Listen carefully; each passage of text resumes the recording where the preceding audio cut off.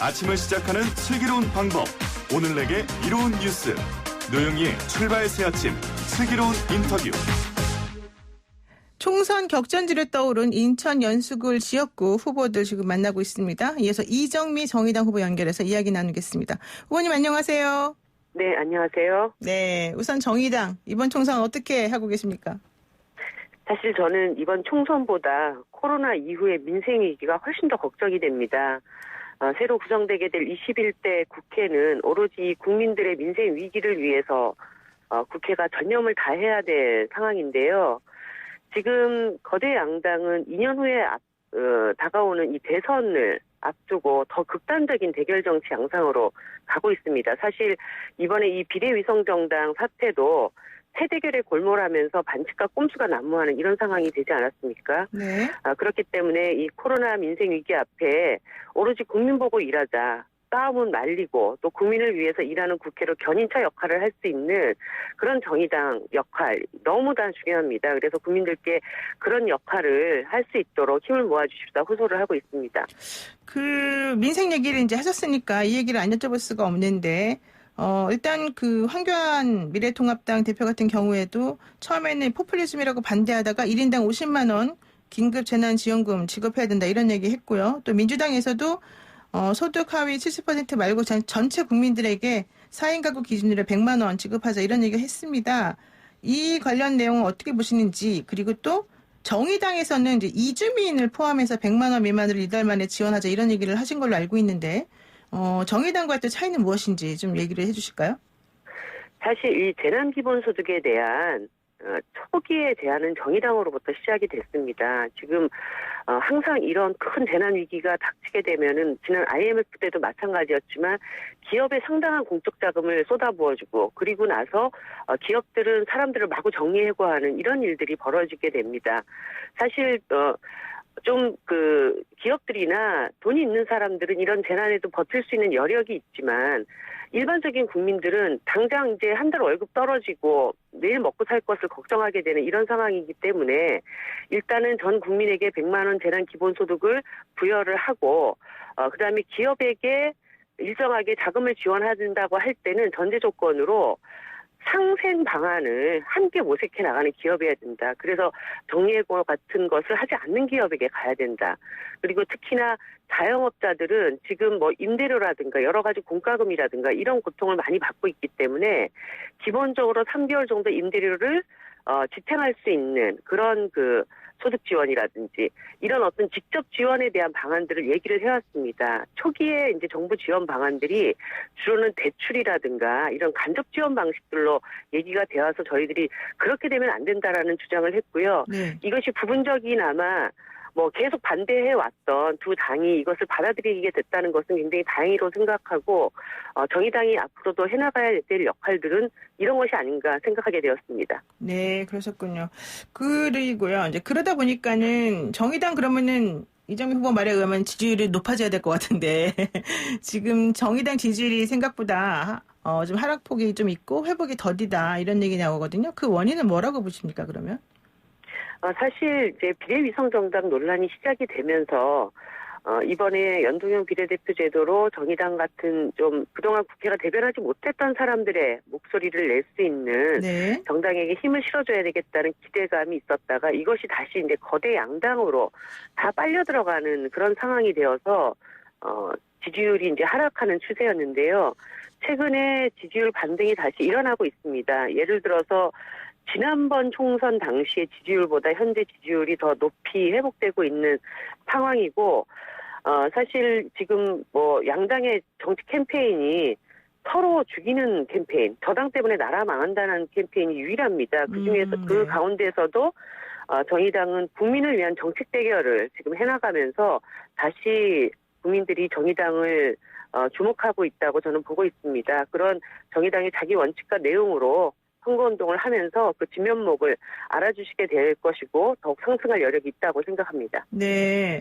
그런데 이제 한편에서는 이래요. 정의당이 너무 원칙만 따지다가 두 개 다 놓치고 있는 거 아니냐.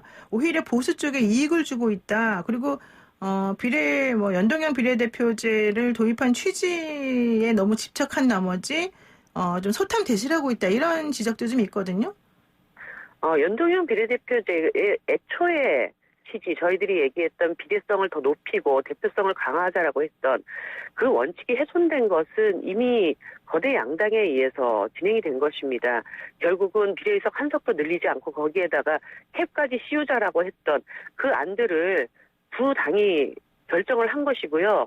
오히려 그 과정에서 이제 그나마 그 준연동형의 성과를 두 당이 다 가져가겠다고 사실은 집권정당이 두 개의 위성정당을 만들었고 제1야당이 또 하나의 위성정당을 만들지 않았습니까? 네. 근데 정작 그 비례를 훼손시키고 양당 꼼수를 부린 당사자는 따로 있으면서 사실 남부끄러운 일이지 않습니까? 그 남부끄러움을 정의당에게 책임 떠넘기게 하는 그런 양상들이 진행되어 왔습니다. 하지만 국민들이 이제는 진짜 두 당이 해도 너무하다. 이런 평가들을 내리고 있다고 봅니다.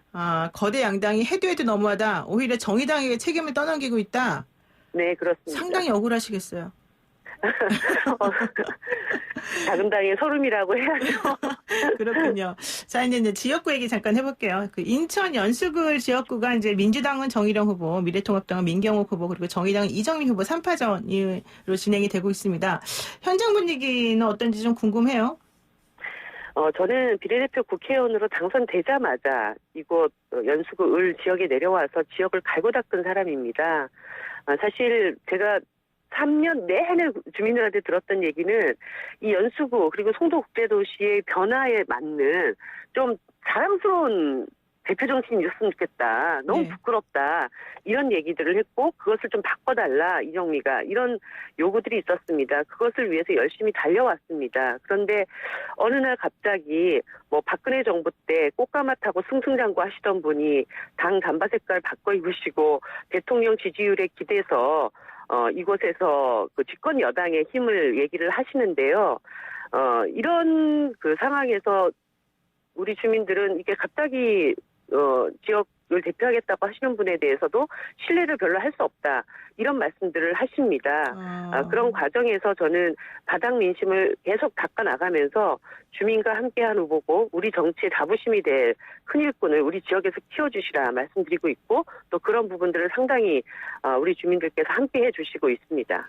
박근혜 정권 때 꽃가마 타셨던 후보라면 민주당의 정의령 후보를 아마 지칭하시는 것 같은데요. 지금 정의령 후보는 그런 비난 매우 불쾌하다. 좀 전에 그런 인터뷰를 하셨어요. 이미 여러 가지 보도가 나와 있고 사실관계에 근거한 그 내용들이 기사화되어 있기 때문에 그냥 불쾌하다고 말씀하시는 것이 아니라 그 과정에 대한 팩트 체크를 정확하게 해주시는 것이 후보로서의 임무라고 생각합니다. 그래요. 그러면은 그 미래통합당 민경욱 후보가 사실은 한 번은 됐다가 또 한 번은 또 안 됐다가 민현주 후보하고 엎치락뒤치락 하면서 결국 우여곡절 끝에 최종적으로는 미래통합당의 후보로 이제 됐는데요. 이런 과정은 그럼 또 어떻게 보시고 민경욱 후보가 현역 의원으로서 지역구에서 어떤 일을 했다고 보십니까? 사실 이것은 이제 호떡 공천이라고 얘기를 하고 있는데요. 호떡 공천이요? 예. 네, 아무리 자주 뒤집더라도 불판 위에 오래 두는 헛떡은 결국 타버립니다. 네. 초반에 이 호떡 공천으로 주목을 받았을지는 모르지만 지난 4년의 평가는 무겁게 남아 있습니다. 심지어 그 자기 당의 공천관리위원회조차도 부적격하다고 판정을 받았던 후보가 오로지 그 친황 후보라는 이유만으로 공천이 됐다면 정말 이 지역 주민들을 만만히 본 오만 상징이라고 저는 보고 있고요. 이 부분은 반드시 심판받아야 된다고 생각합니다. 그럼에도 불구하고 지금 이제 그 돌아가는 이 판을 좀 읽어보자면 사실은 이정미 후보하고 그 더불어민주당의 정의령 후보가 단일화를 해야 되는 거 아니냐 이런 얘기가 나왔었거든요. 근데 결과적으로 단일화는 이제 인쇄용지 인쇄 들어가기 전까지 결국 안 됐기 때문에 불발이라고 보겠습니다만은 이 단일화 논의에 대해서는 어떻게 생각하셨습니까 원래? 사실 민주당이 지금 대통령의 높은 지지율 이것에 기대서 수도권 전역을 다 가져갈 수 있다라고 하는 상당한 자신감이 있었던 것 같습니다. 하지만 이 수도권 프리패스를 너무 믿게 된다면 민심을 좀 제대로 이해하지 못하는 결과를 나올 수도 있다고 저는 봅니다. 저는 사실 우리 주민들의 선택을 통해서 이 선거를 돌파하겠다고는 생각을 했지만 많은 분들이 이번 후보만은 안 된다. 그런 말씀들을 저에게 주셨고 또 사실 정의로 후보에게도 그런 얘기를 많이 하셨던 걸로 알고 있습니다. 그래서 그 말씀을 무겁게 듣고 또 주민들의 요구이니까 한번 진지하게 검토해 볼 그런 생각을 가지고 민주당 후보와 대화를 나눌 마음을 갖고 있었지만 네. 뭐 상대가 일체의 생각이 없다라고 얘기를 했기 때문에 이제 주민들께서 저를 투표로 단일화해 주셔야 된다 이렇게 말씀을 드리고 있습니다. 지금 민주당이 이런 상황에서 전통적으로 쓰고 있는 유일한 선거 전략이 이제 사표 심리를 발동시키는 것인데요. 네. 아무리 그렇게 얘기를 해도 땀과 정성을 흔들지는 못했습니다. 이제 흔들리지 않고 민경욱을 이기기 위해서는 이정미를 찍으면 이정미가 된다라고 하는 그런 믿음을 가져주시기를 부탁을 드립니다. 이정미를 찍으면 민경욱이 안 되고 이정미가 된다. 이런 믿음을 가져야 된다. 네, 그렇습니다. 그런데 인천 남구 시절부터 원래 이 인천 연수구는 사실 보수 정당이 이렇게 텃밭이라고 불리는 지역구 아니었습니까? 이렇게 보수성이 강한데 잘 될까요? 지금 송도와 연수구는 상당한 변화 중에 있습니다. 특정 정당의 당선을 무조건 보장하는 지역이 아니고요. 주민들이 굉장히 현명하고 슬기롭습니다. 각각 후보에 대해서 어떤 정책을 갖고 있는지, 우리 주민들을 위해서 어떤 비전을 갖고 있는지 이런 것들을 보고 있고요. 그렇기 때문에 아까 정의령 후보가 지역의 한 카페라고 얘기를 했는데 그게 아니라 지역의 수만 명이 그 카페에서 함께 활동을 하고 있고 사실 그 당시에 유튜브 라이브 방송을 통해서 송도 주민들이 다 지켜보는 그런 정책 토론회였습니다. 그런 정도의 참여가 높은 지역이기 때문에 저는 주민들께서 그냥 무조건 어떤 당이기 때문에 밀어주는 이런 선택을 하지 않을 거라고 봅니다.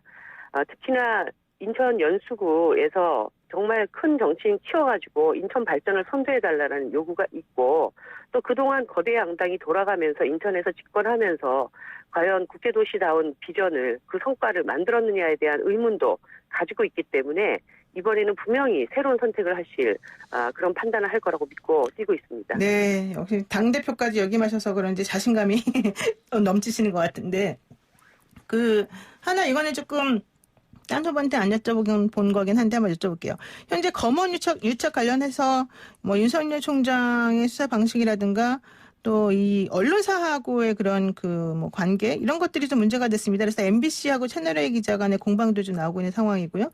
이것을 또 특정 정당에서 좀 이용하고 있는 것 같은 모습도 있습니다. 이건 어떻게 보세요? 사실 법무부에서 이와 관련된 특별한 조사를 별도로 진행을 해 나가는 것이 필요하지 않은가. 법무부 장관이 여러 가지 판단이 필요한 시점이라고 보고 있습니다. 네, 짧게 말씀하시네요. 그리고 하나만 더 말씀드릴게요. 사실은 이거는 좀 제가 마음이 안타깝습니다만은 3월 13일 날 부친상을 당하신 걸로 알고 있습니다. 선거운동 기간 중인데 그때 네. 이정미 후보가 말씀하신 것 중에 하나가 아버지 딸이어서 감사했습니다. 이런 얘기를 하셨다고 하는데 그 당시 상황이라든가 좀 혹시 말씀하고 싶으신 부분이 있다거나 이런 게 있을까요? 그 당시에 이제 코로나 때문에 많은 분들에게 알리기도 참 힘들었고, 그래서 조용히 상을 치르기는 했는데요. 사실 저희 아버지가 경상도 분이십니다. 그래서 평생, 소위 얘기해서 이제 1번당만 찍어 오시던 분이었는데, 제가 진보정당의 길로 들어서고 나서부터, 우리 딸이 가는 길이 굉장히 자랑스럽고, 이런 정당이 정말 성공을 해야 대한민국이 바뀔 수 있다라고 하는 그런 지지를 해주시고 저와 함께 당원으로서 돌아가실 때까지 그렇게 함께 손을 잡아주셨습니다. 제가 이번 선거에서 정말 좋은 성과를 보여드리는 모습까지 아버지께 보이지 못한 것이 너무 죄송스러운데요. 꼭 그 결과를 아버지께 보여드리겠습니다. 네, 아이고 제가 괜한 질문을 드려서 마지막에 좀 죄송하게 됐습니다. 고 노회찬 의원이 얘기했다죠. 이정미 후보를 영입하면서 한 번만 하기는 없는 거다 이렇게 말씀하셨다는데 이번에 잘 되시기를 바라겠습니다. 오늘 말씀 여기까지 듣겠습니다. 고맙습니다. 네, 감사합니다. 네, 지금까지 이정미 정의당 인천 연수구을 후보였습니다.